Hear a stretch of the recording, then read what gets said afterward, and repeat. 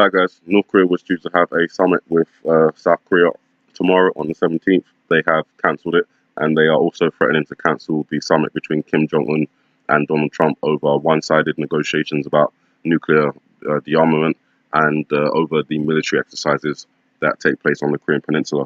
Now, I think this is a ploy. Obviously, I think that the whole promise of meeting with Donald Trump was a setup, particularly because they kind of announced it just before Donald Trump was due to withdraw from the Iran nuclear deal.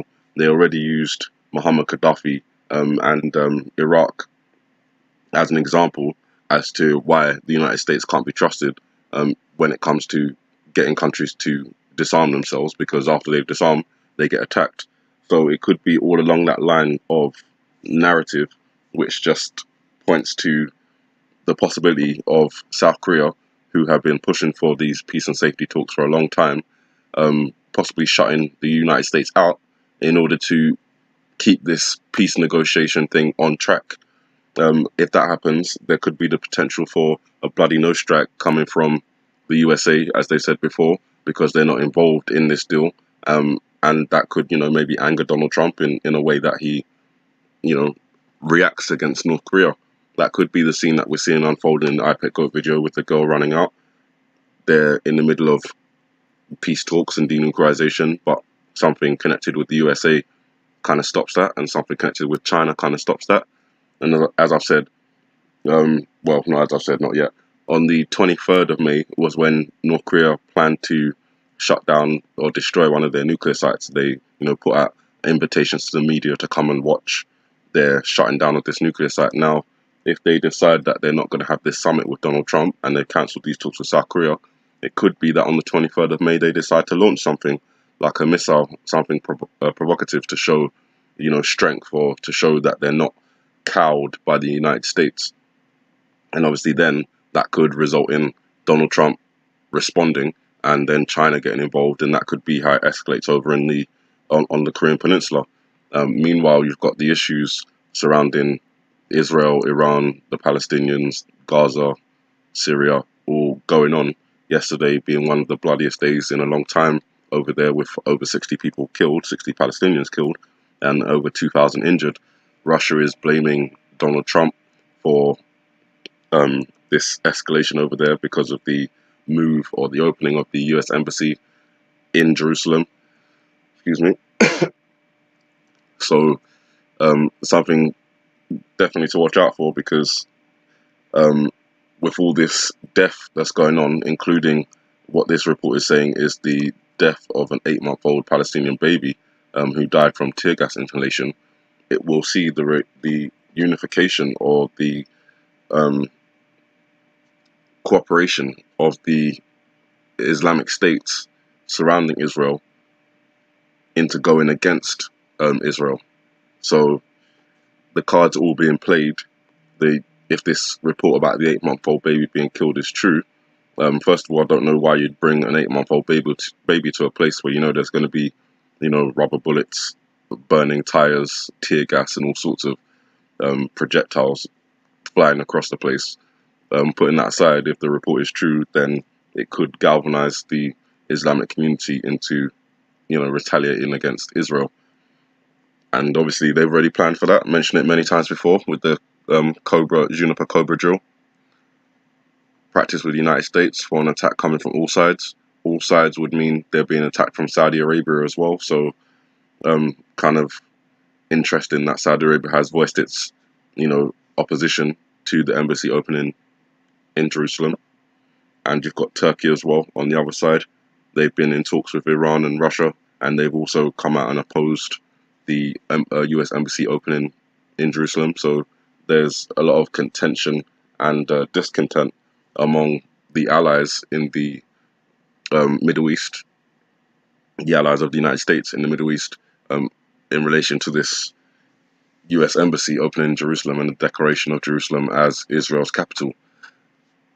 That's the one side of things. And then we have the red alert being issued on the 15th for Kilauea after it erupted a ash and volcanic smog 12,000 feet into the air, where the smog has drifted southwest over 18 miles from the Kilauea crater Now, obviously, that was something we were watching for. I thought the eruption was going to be the bigger eruption. However, it is still significant. Translation here could be that Kilauea, the volcano, started erupting on the 3rd, which could be represented by the letter C here, which is the 3rd letter of the alphabet. 12 days later, L is the 12th letter of the alphabet, is the 15th, which is the day that Kilauea has been put on red alert, where the apple is red, and we have the ash coming out of the volcano with the ash drifting. It doesn't represent 18 miles here, but you get the picture. The ash is drifting away from the volcano while the lava is coming out. Now, again, the 15 is attached to the 3, or the C, which is a representation of the number 3. So that could total the number 18, which is coming up in 2 days' time. That could be where we see the tsunami, but not from where I was thinking it was coming from, in terms of coming from Kilauea. Now, that's still a possible interpretation, so don't discount it. But the other theory is an earthquake happening around the Japan area. This is less of an interpretation and more of an observation, because there has been seismic activity around Japan in the last couple of days, and at least 2 volcanoes in Japan have erupted. That is pointing to seismic activity happening in this area. And we know that an earthquake in this area can generate a tsunami, because it has done so before in 2011. If it does so again, the tsunami could affect the Hawaiian island where the volcano is going off, Kilauea is going off. The fissures that have opened up there, the cracks in the earth that have opened up there, there's at least 20 of them now, one at least 1,000 miles long, spreading, nearly reaching the ocean. That's important, because if a tsunami comes and affects the volcano, the water is going to get into those fissures and it's going to get into those cracks. That is going to cause an explosive eruption.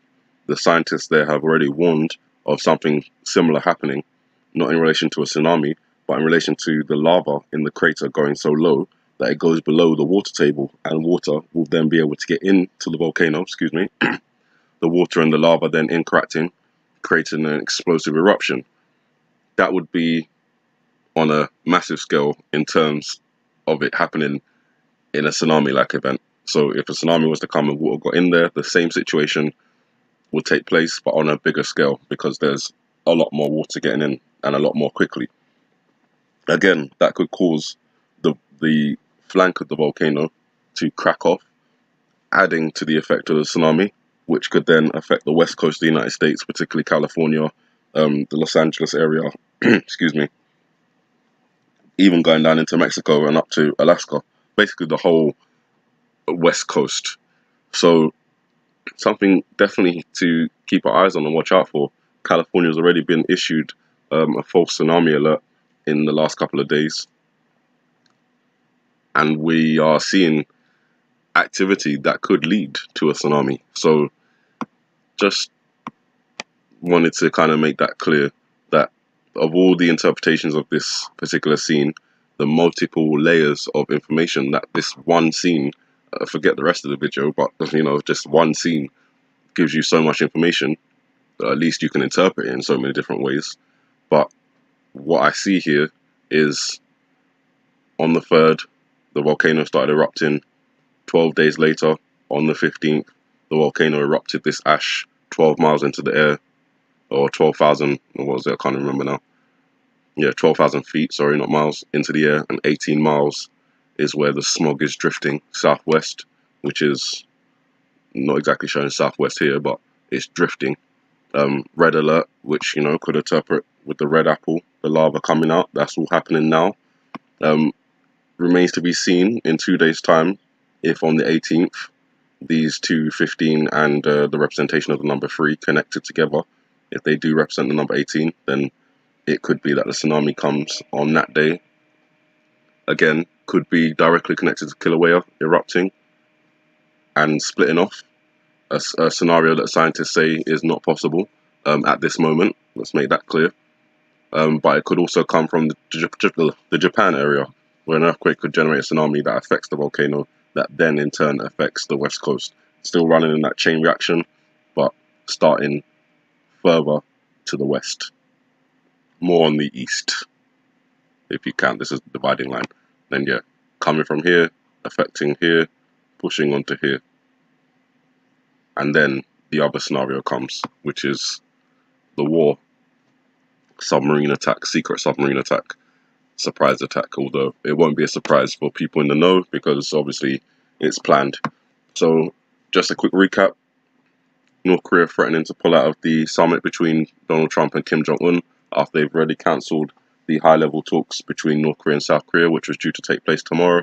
Look out for a provocation possibly coming up maybe on the 23rd, which is the day they were supposed to shut down their nuclear site.